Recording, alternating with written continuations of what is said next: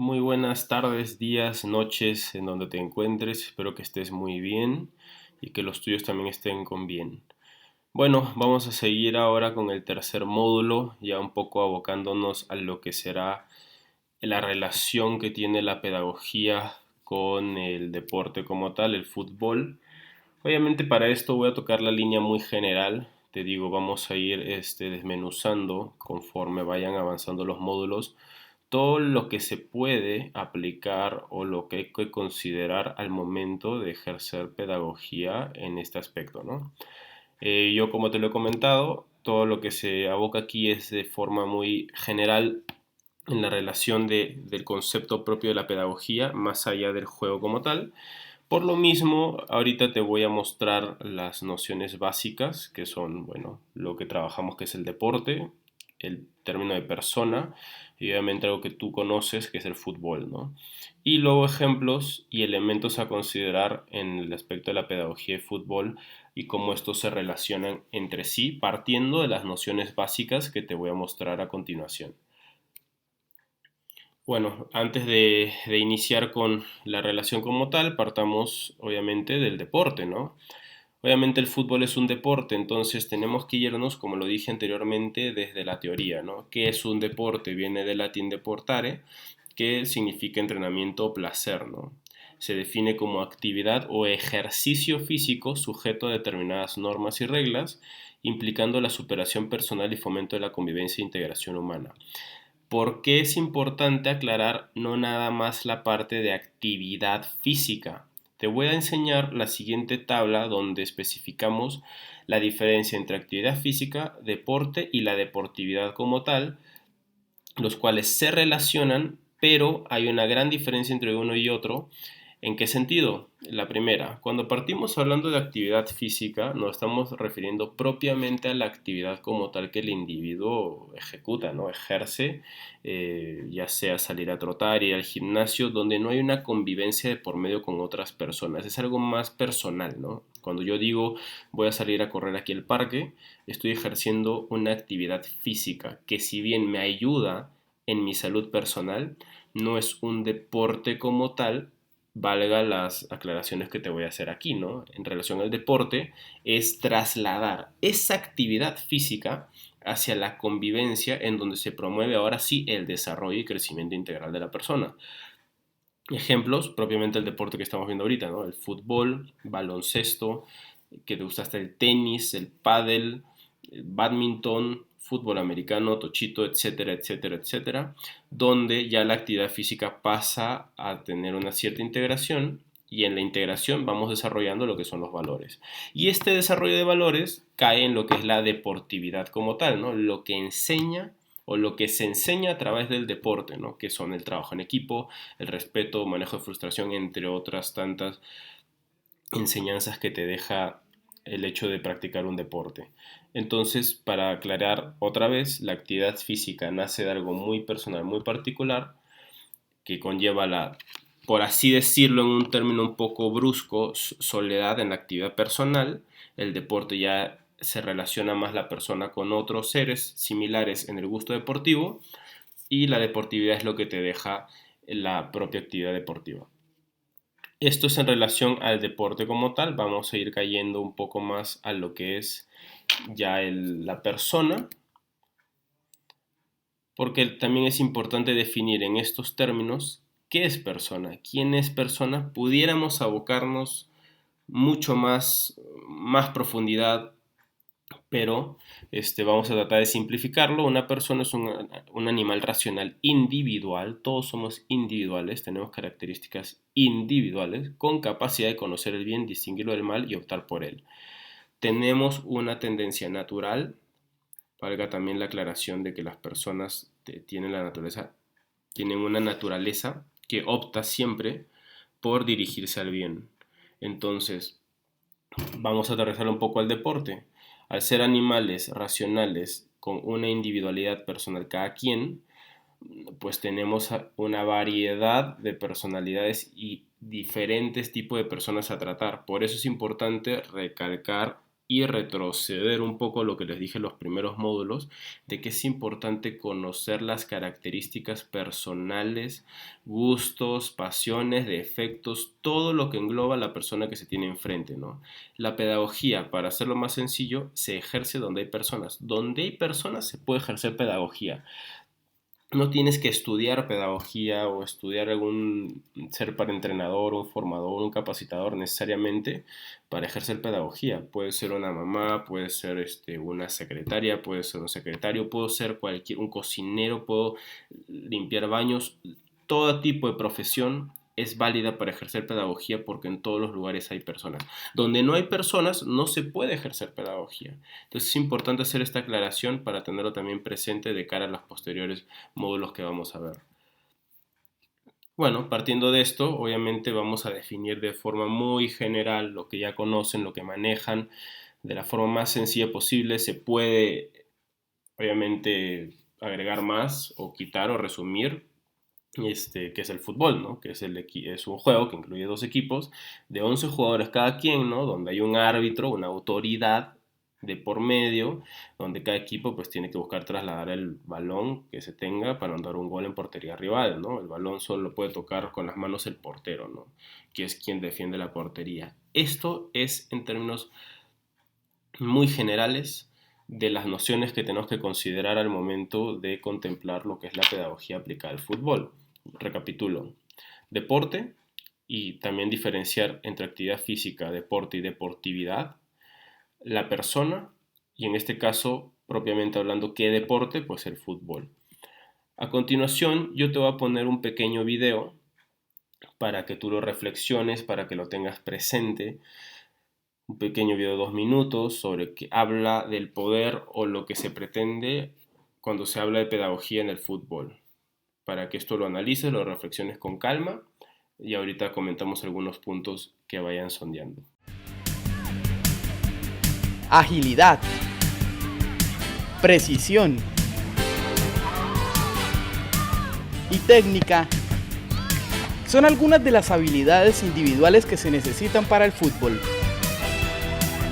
Estas características potencian el trabajo colectivo, fortaleciendo valores como disciplina, tolerancia y compromiso. Yo sueño ser un gran futbolista, poder jugar en el Boca Juniors para conocer la Bombonera y estar en un equipo de Europa para triunfar. Lo que yo les digo, si ustedes quieren ser jugadores profesionales, primero tienen que ser unas grandes personas y tienen que tener sacrificio en la vida. El fútbol visto desde lo académico es la mejor estrategia para la formación personal. Entonces el fútbol te enseña a trabajar en equipo, pero además el fútbol te da otras cosas como por ejemplo el respeto a la justicia. Hay un árbitro que toma decisiones y tenemos que aceptar que esas decisiones son las que se tienen que acatar. Y los jóvenes, cuando se les traslada todas estas inquietudes de fútbol, indudablemente aprenden a entender un poco más el funcionamiento de la sociedad, porque el fútbol es una matriz justamente de eso. Estos pequeños, por ejemplo, saben que para integrar la nómina titular, uno de los principales requisitos es rendir en el colegio. Yo creo que el deporte siempre viene enlazado con el estudio. El que no es una excusa de que tenemos que hacer deporte y que nos vaya mal en el estudio, debe todo ir de la mano. Otra de las ventajas que tiene este deporte es que no deja a las familias en fuera de lugar.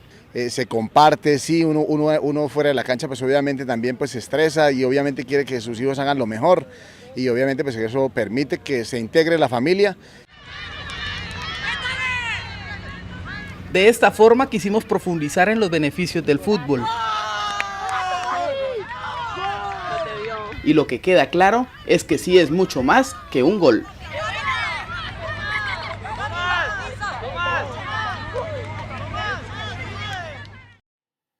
Si se dan cuenta, dijo algo que es vital en el momento de ejercer la profesión de formador, de orientador.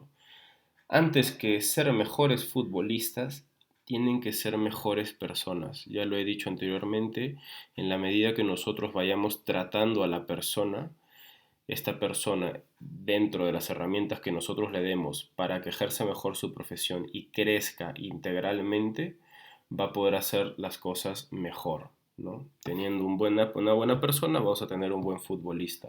A veces no es al revés, a veces se tiene un buen futbolista, pero esto no quiere decir que sea una mejor persona, de hecho. Entonces tenemos que partir siempre del lado humano, de la persona como tal.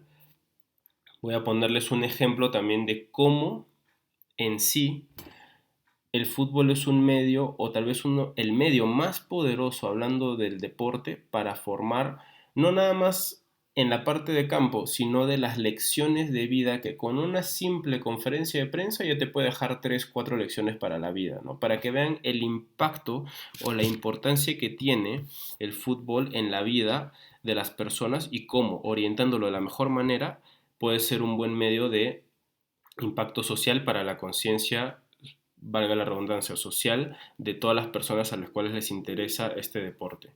Les voy a poner a continuación un pequeño ejemplo, un video con varias capturas de una conferencia de prensa de quien se considera uno de los mejores formadores en el mundo del fútbol, Marcelo Bielsa, para que vayamos rebotando algunas ideas que en una conferencia de prensa se pueden sacar y cómo estas cosas que en una simple conferencia de prensa, o bueno, en una que ha sido recopilada en varios aspectos, pues se pueden sacar lecciones para la vida, ¿no? Demostrando así que el fútbol, orientándolo de la mejor manera, puede conllevar a la trascendencia, pues más allá del balompié como tal en la ejerción de la actividad deportiva. Les voy a poner el pequeño video y posteriormente les voy a poner los puntos que se han sacado de tal.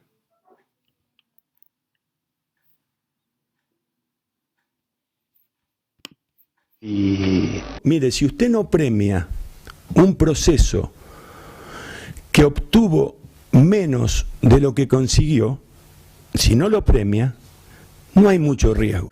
Pero si premia un proceso que lo que consiguió lo hizo de manera inmerecida, sí hay mucho riesgo.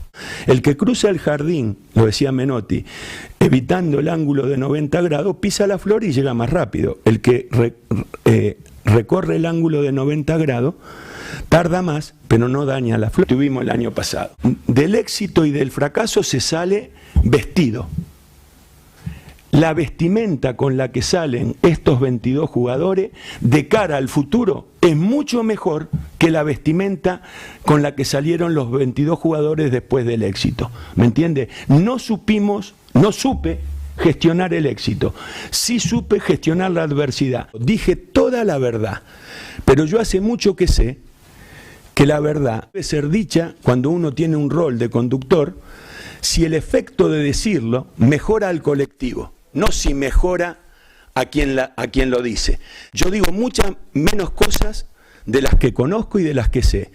Y hay un montón de verdades que no expreso justamente porque uno solamente tiene que decir la verdad, no para que la repercusión de la verdad que diga mejore su propia imagen, sino que mejore la del colectivo.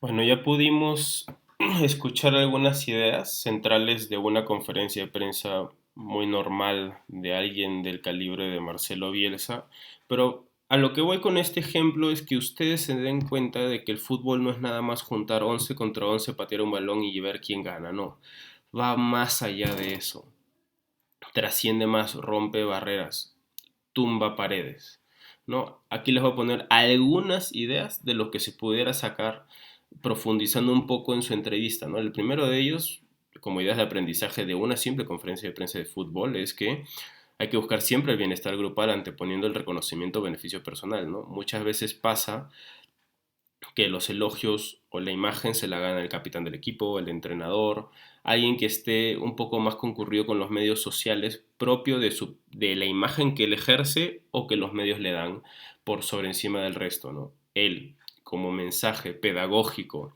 de querer ayudar a comprender un poco cómo deberían ser las cosas, es siempre buscar el bienestar grupal por encima del personal que pudiera darse merecido o merecidamente. Otro punto es obviamente no premiar lo obtenido inmerecidamente, ¿no? O sea, procurar siempre que las acciones, por más que el resultado no sea el idóneo, pues sean de la mejor forma posible, ¿no? Tratar de que el proceso se vaya dando de una manera noble, correcta, independientemente, como lo he dicho, de que se consiga el fin último buscado.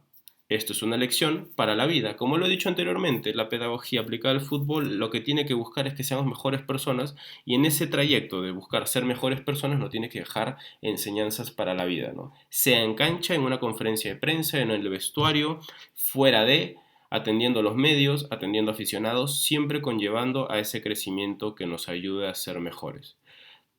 Último punto, las ideas de aprendizaje que se obtiene de este pequeño video es: cuando se ejerce una acción, se consiga lo planteado o no, se debe salir con la misma imagen, ¿no? Dar la cara, y esto conlleva en mayor o menor medida un crecimiento personal, he dicho, ¿no? O sea, meter la pata o no conseguir lo merecido, pues de todas formas salgo bien vestido de decir, he hecho lo mejor y aquí estoy para sacar y dar la cara ante el posible fracaso que pudo haber obtenido. Son 3 ideas de un video de 1 minuto donde nos enseña o nos evidencia la magnitud de aprendizaje medio donde estamos formándonos que el fútbol nos puede brindar. Ahora, ¿qué elementos consideramos de una manera muy sencilla para plantearlo de cara a lo que uno ejerce? La pedagogía está en medio de todo, ¿no? La pedagogía está en medio de la persona, está en medio del deporte y obviamente está para ayudar a conseguir los objetivos. ¿Cómo podemos nosotros poder aplicarla? Tenemos que obviamente quitar la etiqueta de lo que está aquí plasmado, ¿no? ¿A qué me refiero con quitar la etiqueta? A esto, el deporte, estamos hablando de que es el fútbol, ¿no? Pedagogía la aplicamos al fútbol. ¿Cuál es la persona que está involucrada en el fútbol? Es el jugador, el deportista, por así decirlo, ¿no? ¿Y a dónde quiero llegar? ¿Cuáles son los objetivos? Pues eso mismo lo que les acabo de decir es a dónde y cómo quiero llegar, ¿no? Anteriormente, en los primeros módulos, yo siempre les he dicho que en los planes de trabajo tenemos que establecer un objetivo general y 3 específicos. Y aquí pasa igual. Tenemos el fútbol como medio o herramienta para formar al jugador de fútbol, a dónde lo quiero llegar y cómo lo quiero orientar. Si se dan cuenta en la entrevista con Marcelo Bielsa o en la conferencia de prensa como tal, se nota un tipo que antes que buscar el resultado deportivo va a anteponer el crecimiento en valores del equipo donde ejerza. Entonces, eso ya es un objetivo que él mismo lo plasma y él mismo lo va a desglosar en su actividad diaria. Vamos a pasar ahora, en relación a esto, a un submódulo también de este módulo 3, de competencias. Yo creo firmemente que para nosotros poder ejercer un rol como entrenadores, formadores de la mejor manera, es importante conocer qué competencias debemos de tener consideradas al momento de ejercer esta profesión, tanto en el nivel profesional como en el nivel de alumnos de escuela de fútbol obviamente, pero como todo va relacionado a que crezcamos en el hacer más que en el saber. Entonces yo te invito a reflexionar con estas pequeñas nociones que te acabo de dar para partir al siguiente punto, que son las competencias que tiene que tener un formador, un pedagogo, aunque no sea la profesión de estudio, pero sí de vocación en este deporte tan bonito. Seguimos con el submódulo 2 de este módulo 3 sobre la pedagogía aplicada al fútbol. Si te recuerdas bien lo que acabas de ver en el anterior submódulo, fue un poco de cómo la pedagogía está inmersa en este bello deporte como es el fútbol, independientemente de que no sea en la cancha, sino como lo vimos en el anterior submódulo, en una rueda de prensa, las enseñanzas que deja o puede dejar si se encamina bien y orienta de manera adecuada el fútbol a la educación y crecimiento de la persona. Por lo mismo, como te comenté en el anterior submódulo, mi intención en este pequeño momento es brindarte información sobre las competencias que debe de tener un formador de cara a su labor como tal. Cómo podemos de manera muy particular y general, ambas complementarias entre sí, poder ayudarte en tu profesión en este bello camino como es el fútbol. Por lo mismo, te presento este submódulo 2 del módulo 3, que nos vamos a abocar exclusivamente al tema de competencias. Por lo mismo, En este apartado de competencias vamos a ver, obviamente, y como en todos los anteriores módulos, las nociones básicas del mismo, las competencias como tal y, bueno, las 10 competencias para enseñar un modelo de Perrenaud, que ahí vamos a ir platicando un poco los antecedentes de lo que él propone, quién es y por qué son una línea y un modelo a seguir de cara a lo que pretendemos. Para iniciar, vamos a comenzar obviamente con el término de competencias, que viene del latín y del griego porque hay dos definiciones como tal, ¿no? El primer caso del latín competentia, ¿no? Que es hacerse responsable de, pertenecer o comprometerse con algo en particular. Y también viene del griego agón, que es ir al encuentro, salir ganador. Si se dan cuenta, hay a veces que en la vida decimos vamos a ir a una competencia de fútbol, vamos a ir a una competencia de natación, vamos a ir a una competencia de baloncesto, refiriéndose a un tipo de competencia en particular de salir al encuentro más que de hacerse responsable o aplicar ciertos conocimientos. Cuando en un trabajo hoy en día te dicen el hecho de ser competente, no tiene relación al mismo sentido que se le da al anterior ejemplo que le he dado, ¿no? Por lo mismo, ahorita vamos a analizar 3 definiciones como tal. La primera, en relación a las competencias, es la capacidad de movilizar varios recursos cognitivos para hacerse frente a tipo de situaciones. Esta es la que nos va a interesar en este momento y también la que les voy a decir a continuación de parte de la UNESCO, que es el conjunto de comportamientos socioafectivos y habilidades cognitivas, psicológicas, sensoriales y motoras para desempeñar adecuadamente una tarea.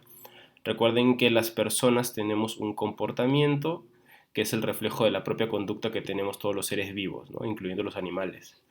Y de Marelli la definición es la capacidad laboral medible necesaria para realizar un trabajo eficazmente, es decir, para producir los resultados deseados por una organización. Y dice medible porque claramente las competencias sí se pueden medir acorde a los rubros que la institución te demarque y los objetivos que tengas que cumplir. Una persona competente busca el desarrollar de la mejor forma sus habilidades acorde a lo que se pretende.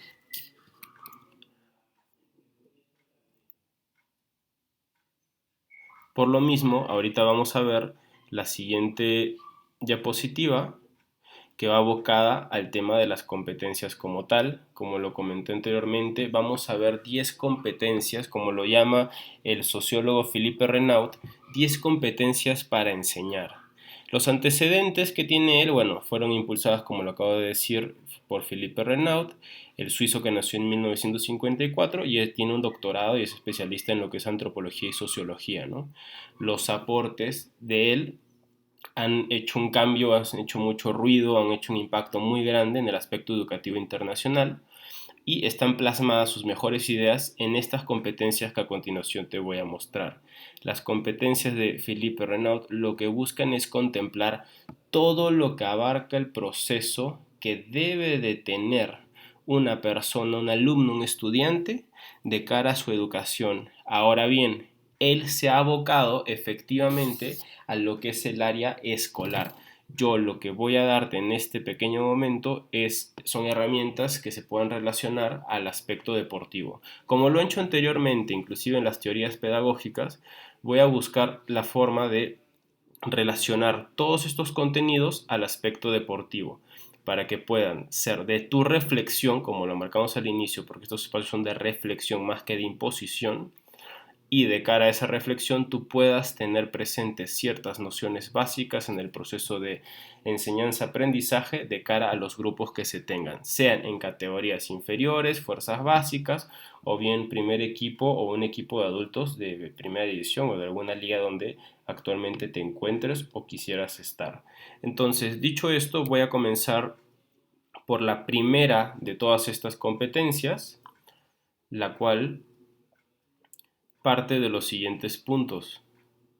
La primera competencia es organizar y animar situaciones de aprendizaje, ¿no? Hay que tener la capacidad para organizar y animar situaciones de aprendizaje.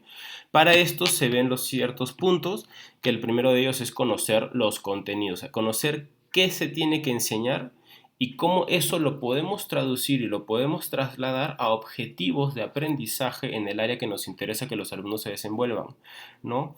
También otro punto importante es trabajar a partir de las representaciones de los jugadores. Voy a poner un ejemplo.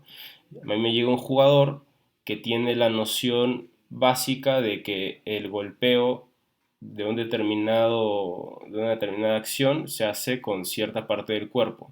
Esa es la noción o lo que él presiente que se debe de hacer. Entonces nosotros teniendo ese tipo de información, ese tipo de situaciones o representación, como bien dice la palabra, podemos trabajar acorde a corregir, orientar al jugador y no imponer algo que tal vez al primer momento pueda ser brusco. Es decir, hay personas que tienen ciertos conocimientos y por más que nosotros de forma brusca, de un golpe, tratemos de hacer que entiendan que no es así, puede ser contraproducente el proceso de enseñanza-aprendizaje. Es mejor hacer un diagnóstico de saber cómo interpretan ciertas situaciones del juego para ver cómo poder encaminarlo desde la parte personal hasta la parte del colectivo como tal, para ir identificando patrones comunes de tal vez mala interpretación del juego y poder conllevarlo a lo que el entrenador, o más bien dicho el fútbol, requiere y demanda hoy en día.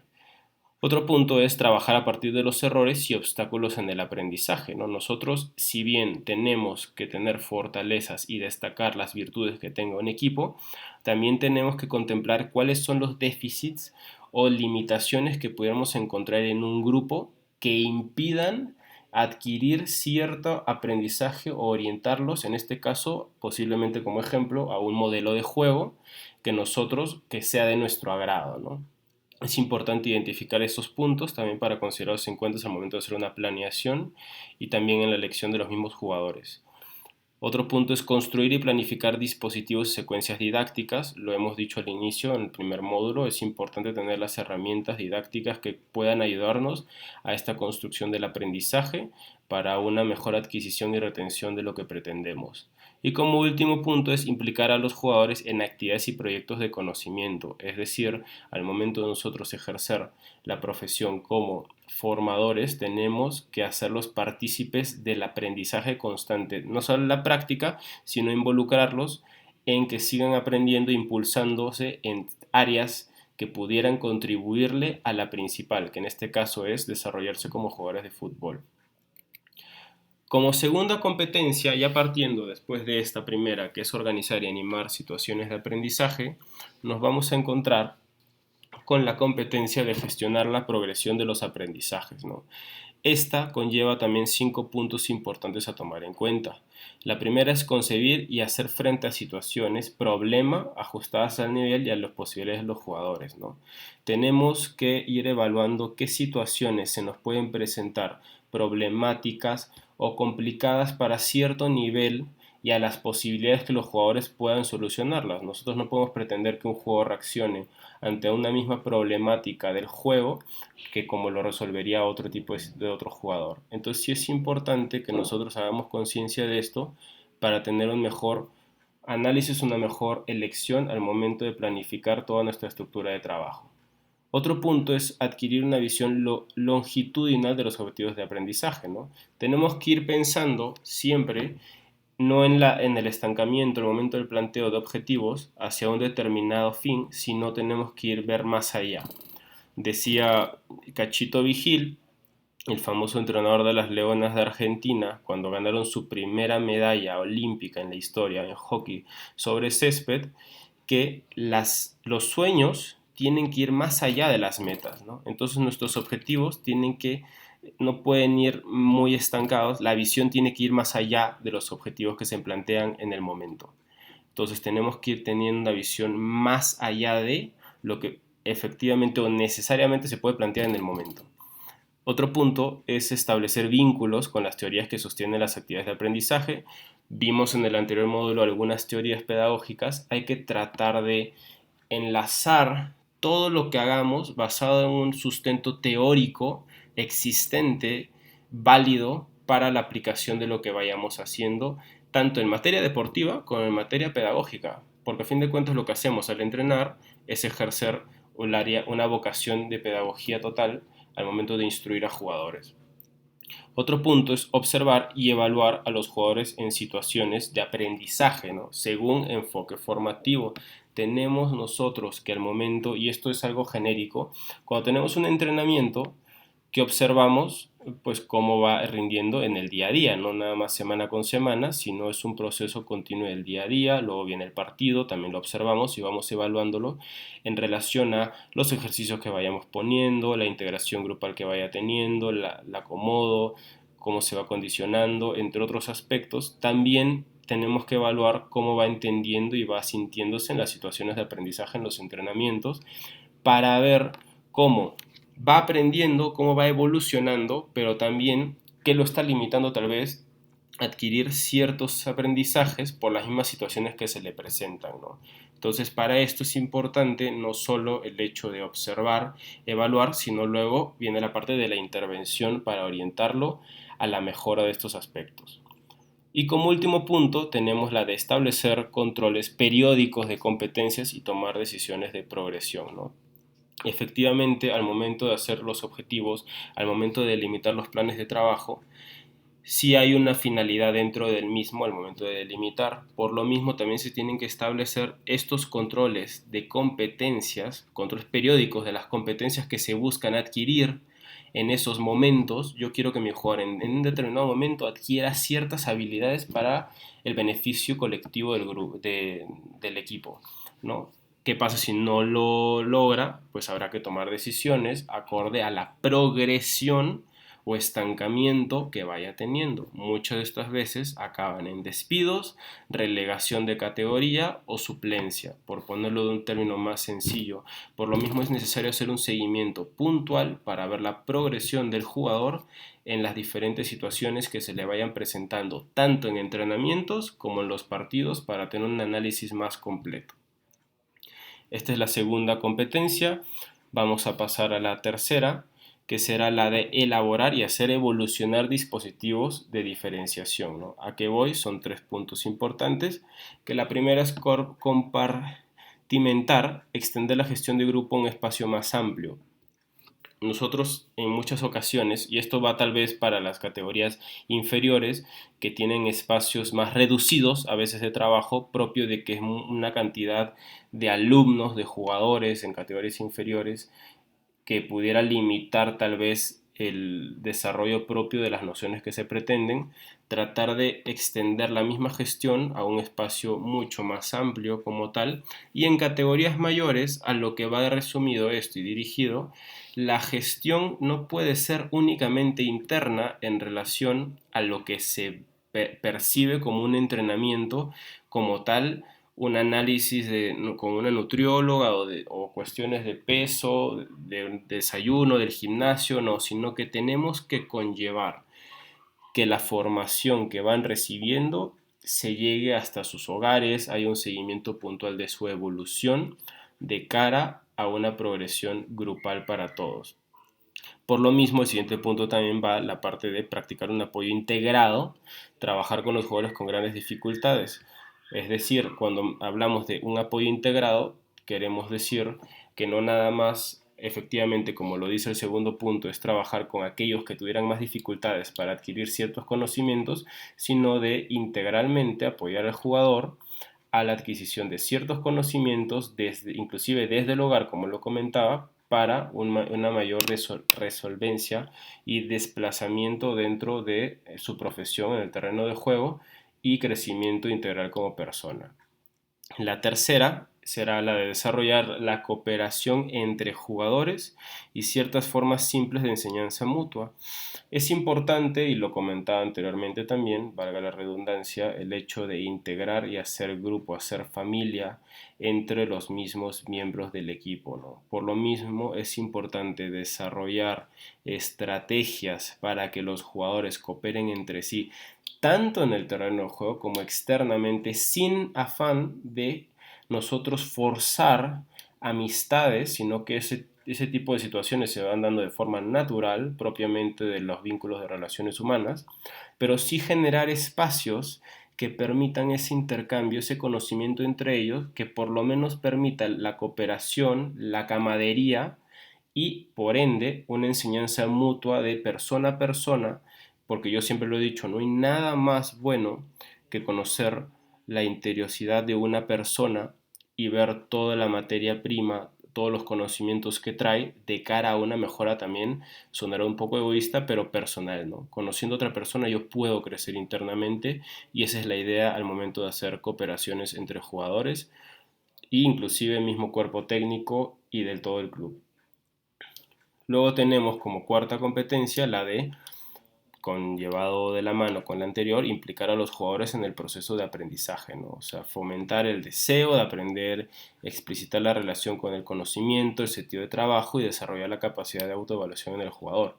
Es decir, tenemos que nosotros no solo marcarle la pauta de lo que está bien, de lo que sí sabe, de lo que no sabe, de lo que puede mejorar, sino también tenemos que implicarlo en que ellos mismos tengan el deseo de aprender, de relacionarse con, aquí habla de conocimiento, lo voy a decir en un término más material, con un libro, que adquieran una buena relación con un libro, con una buena carrera, con un buen artículo, para que vayan adquiriendo ciertos conocimientos que los puedan ayudar al crecimiento de su profesión, ¿no? Y que adquieran en esos pequeños detalles un gran campo de cariño, no nada más a la práctica, sino al trabajo como tal, porque el trabajo de un futbolista no es nada más, por así decirlo, de 2 horas, de 3 horas al momento en que está en una cancha de fútbol, sino va de 24/7 desde que sale de su casa hasta que vuelve a su casa, y en todo ese trayecto entrena, come sano, se relaciona con personas, tiene que ir creciendo y desenvolviéndose y adquirir conocimientos que le ayuden a complementar la parte práctica para un crecimiento y una autoevaluación general de él mismo de cara a una mejora y una progresión constante. Otro punto es instituir varios tipos de reglas y de acuerdos con el grupo. Es importante que en el momento de nosotros llegar a un grupo tengamos presente y delimitemos ciertos aspectos permitidos, que no están permitidos, los valores que definen a un grupo, las cosas que no definen a ese grupo, para que todos estemos en la misma línea de qué cosas tenemos que hacer, qué cosas no podemos hacer y sobre todo, y más importante, cómo hacer que funcionen estas reglas de cara a un crecimiento grupal ante todo y por consecuente personal para el bienestar de toda la institución. Otro punto es la de ofrecer actividades de formación opcionales. Lo comentaba anteriormente, independientemente de la base que se tiene de el entrenamiento como tal, también se tiene que tener una opción de brindarles contenidos en valores, en virtudes, capacitaciones sobre temas de interés general. Por eso es importante hacer un diagnóstico. En los grupos siempre es bueno, sobre todo en estos ambientes, pláticas motivacionales, no nada más que partan de un entrenador, sino que pudiera ser una asesoría externa, contratar gente capacitada en ciertos temas de interés grupal, para que ellos mismos se vayan empapando de conocimientos que los ayuden a formarse como jugadores, como profesionales de este ambiente que es el fútbol. Y otro punto será la de favorecer la definición de un proyecto personal del jugador. Esto es muy importante. Cuando un jugador te llega al grupo, una de las preguntas claves que se le tiene que hacer es a dónde quiere llegar. Porque nosotros pudiéramos pensar que todos los jugadores quisieran llegar a Europa, quisieran salir campeones de la Champions, quisieran jugar un mundial, quisieran meter gol por su país, como cuestiones muy generales que se tienen en lo común o en lo superficial que nos hace parecer muchas veces hasta la misma prensa, ¿no? Pero la realidad es que pudiera existir que haya algún jugador que te diga, la verdad es que mi proyecto es haber llegado en primera división y ya no sé qué más hacer. Ya llegué a primera división, aquí me quedo, me limito, ya no hay más. A ese tipo de situaciones nosotros tenemos que impulsarla a hacer una autoevaluación, como lo decía anteriormente, sobre lo que ha logrado, las capacidades, las limitaciones, tal vez que pudiera tener acorde a varias circunstancias de la misma vida, pero a dónde pudiera él, dentro de lo que tiene y las herramientas que se le han brindado para su crecimiento, llegar a estar independientemente de la limitante que él mismo se ponga. Hay un dicho que dice que está mal definirse y por cuando uno se define, se limita. Nosotros tenemos que ayudar al jugador a que el plan de vida que tenga no lo estanque en un cierto parámetro o en un cierto cuadrado, por así decirlo, que le impida la progresión. Tenemos que ayudarlo a que él mismo se dé cuenta de que la progresión es constante, es algo de siempre, es algo de todos los días, de cara a un objetivo mayor que pudiera ser, acorde a las circunstancias, no sé, si es un jugador que ya se vaya a retirar, poder aspirar a tener una carrera universitaria, si es que no la tiene, una maestría, un más hijos si es que no tuviera, entre otros tantos proyectos que a veces, porque alguien no se da la tarea de hablarle y conocerlo, no se lo plantean, y por eso hay un estancamiento y una limitante no solo en lo deportivo, sino en lo personal, como bien aquí es lo importante, el proyecto personal, y eso puede conllevar a tener grandes consecuencias post retiro de cara al jugador. Bien, vamos a seguir con la quinta competencia que nos propone Philippe Renaud. Y esta es una básica, indispensable en cualquier lugar de trabajo donde hayan personas, como lo hemos dicho, la pedagogía siempre se va a aplicar cuando existan personas. Entonces, esta es la de trabajo en equipo, ¿no? Que obviamente cuando se tiene un equipo, se tiene que elaborar un proyecto que se base en las representaciones comunes internamente de cara a objetivos que se pretendan trazar, ¿no? Nosotros tenemos que identificar dentro de un grupo los aspectos comunes que se requieran, obviamente planteados de forma personal, pero también planteados de forma institucional. Es decir, si la institución denota o marca, más bien dicho, que el objetivo es salvar la categoría, el grupo pudiera decir que uno de los objetivos internos sea salir campeón. Va de la mano con salvar a la categoría, porque un equipo que quiere salir campeón no está pensando en descender, sino está pensando en algo muchísimo más grande, ¿no? Entonces viene de añadidura. Entonces, al momento de hacer representaciones comunes, tenemos que sí entablar los acuerdos internos del grupo, y aquí también viene el tema de las reglas que vimos anteriormente, pero también involucrar lo propio de la institución, porque es a la cual se deben en este momento. Otro punto es la de impulsar un equipo de trabajo, ¿no? Dirigir reuniones. No podemos nada más asentar un proyecto, tenemos que impulsar a que el grupo trabaje para conseguirlo, ¿no? Porque es muy bonito a veces los momentos donde nos reunimos y nos automotivamos de cara a poder trazar ciertas líneas que nos contribuyan a todos, pero al momento de ejercerlo, si no todos están en línea, es muy probable que el proyecto falle, porque como dicen, un grupo, una familia puede ser tan fuerte como su eslabón más débil. Entonces, si uno de los miembros del grupo no está alineado a lo que se pretende, es muy poco probable que tal vez el objetivo se concluya, porque la negatividad, la flojera, la pereza de uno puede permear e influenciar en otros de cara a la consecución de objetivos. Hay a veces, de forma un poco inmadura tal vez para estos ámbitos, y digo para estos ámbitos porque todos somos inmaduros de cierta forma, que tal vez uno pueda decir, es que yo estoy luchando porque el equipo pueda conseguir los mejores objetivos desde mi trinchera, ¿no? Desde mi posición, pero él no lo hace, entonces ¿por qué yo tengo que seguir esforzándome si él no lo hace? Entonces sí es importante hacer conciencia de dos cosas. El impulsar que el grupo de trabajo, todos tienen que participar de la mano, y que independientemente de que uno no haga mucho más que otro, uno no puede estancarse y limitarse a lo que percibe de su compañero, ¿no? Pero sí es importante siempre atender las situaciones o los eslabones débiles, por así decirlo, para que no permeen negativamente en un grupo de trabajo. Otro punto será la de formar y renovar un equipo pedagógico. Esto es una constante, porque al momento de que nosotros establecemos un equipo, sí tenemos que orientarlo a que sea un grupo de aprendizaje continuo. No podemos, valga la palabra, un proceso. Tiene que ser un proceso. Un equipo tiene que ser un proceso que genere progreso de cara a las etapas que se vayan quemando acorde a los objetivos que se vayan dando. Otro punto de trabajar en equipo será la de afrontar, sin lugar a duda, y analizar conjuntamente todas las situaciones complejas, prácticas y problemas profesionales que pudieran existir. Para poner un ejemplo, cuando un equipo atraviesa una crisis deportiva y está en último lugar de una tabla, ¿qué es lo que tiene que hacer? Tiene que trabajar de forma conjunta para tratar de sobresalir de esas situaciones tan complejas que ante el ojo del aficionado, de la familia, si es que fuera un grupito de niños, pudiera ser un tanto complicado tal vez la interpretación de lo que sucede, ¿no? Entonces es importante ante la adversidad, aún más que ante los buenos momentos, la unificación para trabajar soluciones en conjunto y buscar a los mismos una solución como tal.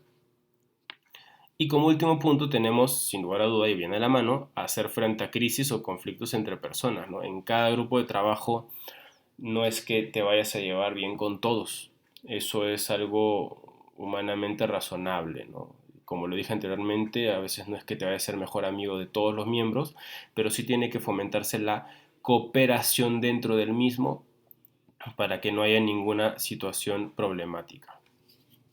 Por lo mismo es importante, como lo dijimos anteriormente, identificar qué unifica un grupo, que no sea tanto las situaciones o las diferencias personales de los miembros lo que divida el grupo, sino que sean los parámetros comunes los que los unifiquen de cara a la consecución del objetivo, que es grupal, más allá del objetivo personal que uno posea. Dicho esto, de trabajo en equipo, que lo volveremos a ver más adelante en otro módulo porque es un tema muy importante también y de mucho análisis, pasamos a la siguiente competencia, que es la de participar en la gestión institucional, es decir, elaborar, negociar un proyecto institucional. Esto pudiera darse tal vez en un aspecto más directivo, más que propiamente de cancha, pero para un entrenador sí es muy importante, y lo podrán ver tal vez en otra de las materias de este máster, la de tener un proyecto que conlleve a la excelencia y al alcance de objetivos que beneficien a la propia institución y al grupo de trabajo que se tiene, ¿no? Para lo mismo es importante administrar adecuadamente los recursos que se tengan en el club o la institución de cara a la consecución de estos objetivos que ahorita te estoy comentando. Otro punto será la de coordinar, fomentar una institución con todos los componentes, ¿no? Extradeportivos, de barrio, familias. Es decir, en términos más sencillos, involucrar a todo lo que esté por añadidura dentro del club. Un jugador llega y quien también pertenece al club, obviamente su familia, los cursos que esté tomando de cara a su formación, las personas con las que habla, porque todo va a conllevar a la formación de esta persona que está en el club. Y si esta persona que está en el club le afecta lo externo, pues pudiera permear positivo o negativamente en lo que está haciendo, ¿no? Entonces siempre es importante la inclusión dentro de la misma o por lo menos más que la inclusión, el conocimiento de las formas y de las personas que están por fuera para que podamos conllevar de una mejor manera la gestión institucional. Y como último, organizar y hacer evolucionar en la misma institución la participación de los jugadores. Aquí hay mucha similitud en muchos aspectos, por ejemplo, y este es el ejemplo más claro, campañas sociales, ¿no? Cuando un jugador llega a un club, no nada más está comprometido a jugar un partido, ¿no? O un entrenador de dirigir los entrenamientos. No nada más están comprometidos a eso. Están comprometidos con la institución, los valores, la imagen que proyectan. Entonces muchas veces es importante participar en las actividades que la propia institución te demarque de cara a lo que pretendemos buscar proyectar de cara a la afición, a la ciudad donde nos encontremos y de cierta forma impulsar la ayuda social, ¿no? Por ejemplo, muchas instituciones a nivel profesional o un colegio, y esto puede aplicar para todas las categorías, pudiera hacer alguna campaña social de recaudación de dinero, sembra de árboles, llevar alguna clínica a algún colegio, etcétera, etcétera. Entonces estas actividades, aunque las organiza algún departamento externo al primer equipo que se tiene, sí es importante involucrar a los jugadores que son la imagen central, al cuerpo técnico, que también son parte de la imagen central del club, en estas pequeñas actividades de cara a una evolución y un crecimiento en participación y cooperación de todos. Como lo dije anteriormente, al momento de identificar los objetivos comunes que se tienen, uno de ellos tendría que ser por añadidura, dejar bien posicionada la institución de donde está, pero eso no nada más puede permear en el aspecto deportivo, tiene que permear en todos los aspectos que pudieran englobar la institución donde se está. Es decir, En este caso, una campaña social que pueda beneficiar a gente externa de cara a brindarles una alegría y también a la imagen de la institución como diciendo, esta institución me ayudó a pasar un buen rato gracias a los jugadores, gracias a los entrenadores, gracias al club por haberme apoyado, por ponerles un ejemplo mucho más sencillo. La siguiente competencia que les voy a mostrar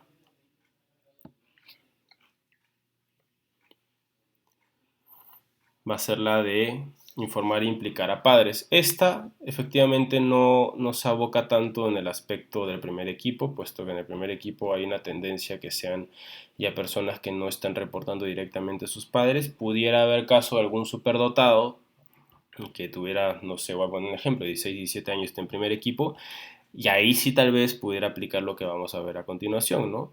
Es importante que sobre todo en escuelas, hasta inclusive en fuerzas básicas, se favorezcan reuniones informativas y de debate, en el buen sentido de la palabra, sobre lo que se está haciendo o sobre lo que se está buscando, tanto en materia deportiva como formativa a los padres, ¿no? En el fútbol, si bien los padres están conscientes de lo que lo más importante en teoría va a ser para muchos clubes cómo rinden deportivamente, también a ellos les va a importar cómo se está formando sus hijos, ¿no? O sea, cómo lo que están haciendo no los está estancando en relación a otra gente que se va a universidades o que está tomando algún curso o que está acabando el colegio en relación a sus hijos que están cumpliendo un sueño que muchos quisieran tener.